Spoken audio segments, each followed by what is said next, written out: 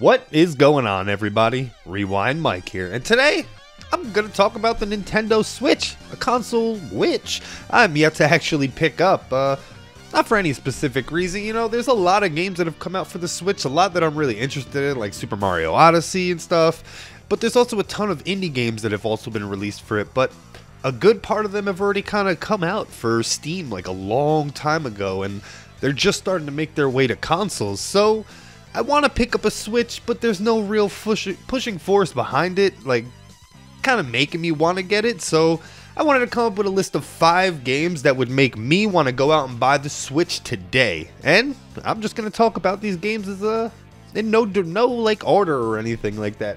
I'm just going to talk. Come on, Nintendo. This game is one of the best you've made in years, yet you keep it buried on the 3DS when this should have came out on the Wii. Yeah, Kid Icarus Uprising came out before the Wii U was even released. Yet it's another title slammed for its unnecessary touch controls, which I personally didn't have a problem with. That's why this game made the list. I originally purchased it at launch. Hell, I even picked up the guide with this game. I friggin' love it. The shooting sections remind me of Space Harrier. Well, the combat reminds me of Run and Gun mixed with some Devil May Cry combat. As you go through, you unlock new cards that give you random passive skills like moving faster or regenerating health. There's just so much to this little game. As you go through stages, you'll find out that certain sections are locked off to encourage the player to come back on a harder setting. So there's multiple routes. What I'm basically saying is this game has a ton of depth. Oh yeah, there was an online versus mode also. Not to mention it's fully voice acted. Nintendo, please, just take my money. Make this happen.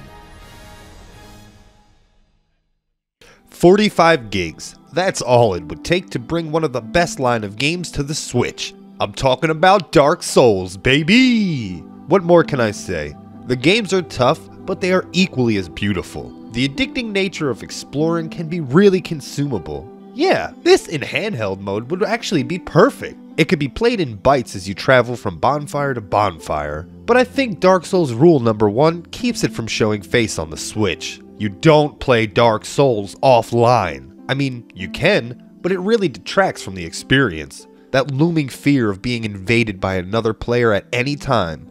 All of this in a world that already wants you dead. We'll just have to see what happens as Nintendo develops the online services down the road. I rented this from Blockbuster and told them I lost the disc. That's how I got my first copy of Eternal Darkness. The story as you playing as different people throughout history. Each of them are tied to a similar fate. I don't want to spoil it though. A nice HD remake would be smart. The game has become a bit of a cult classic and its ideas still work today. The psychological jump scares were never seen or used in other games. Not in the same way Eternal Darkness used them. That's probably why I hold the game in such a high regard. The gameplay and puzzles are very similar to Resident Evil, but geared towards faster movement and weapon-based combat. Throughout the adventure, you find these runes. They basically give you the ability to cast all sorts of spells when mixed and combined. I mean, there are a ton of reasons to like this game. Even more reasons to port it. Mainly because I want a sequel, but small steps first. Let's put this back into the public eye and see if it can flourish this time around. Legend of Zelda Breath of the Wild. What's that, you say? It's already out? Well, I'm not talking about any Breath of the Wild. I would need it to be a Legend of Zelda themed console with the game bundled. Take my money, no questions asked. Honestly, that's why I bought my Wii U. The Wind Waker bundle. The gamepad was decorated with the Hylian language, and to tie it up, I slapped a Triforce on my console. I remember originally playing Wind Waker upon release, and I utterly despised it. Outside of the first dungeon, that is. The remake did so much right that it's now my favorite in the series. That's how you do a remaster. Remove all the drawn out artificial lengtheners. Anyway, okay, I'll say it now. I, Rewind Mike, am an absolute Legend of Zelda fanboy. Not so much to the point where I'll scold you for not liking the series, but my love knows no bounds. A system embroidered with the legendary Triforce would have me running to the store in a second. The Metroid Prime trilogy, or maybe even a full collection, kinda like what they did with Kirby. You know, I actually didn't like the Metroid series until the 5th generation of consoles. To be specific, around the time Parasite Eve came out. Now I own Super Metroid, but didn't really care for it. Hold your comments, I'm not done.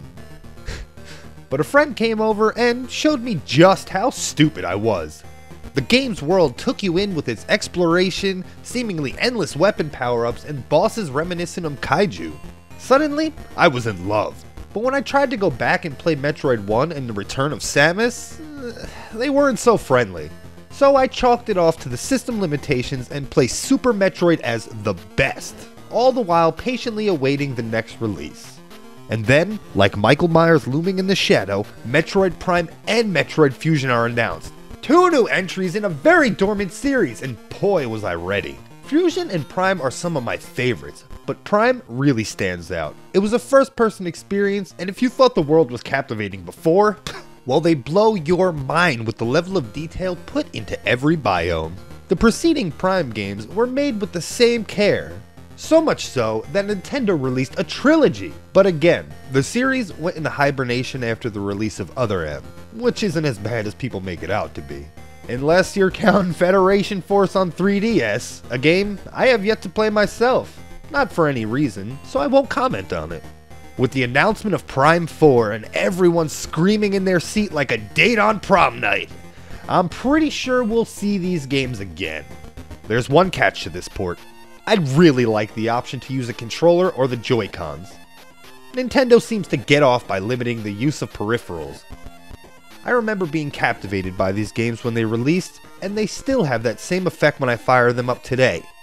Using some good headphones in handheld mode will 100% add to the immersion and show a new generation of gamers' true design.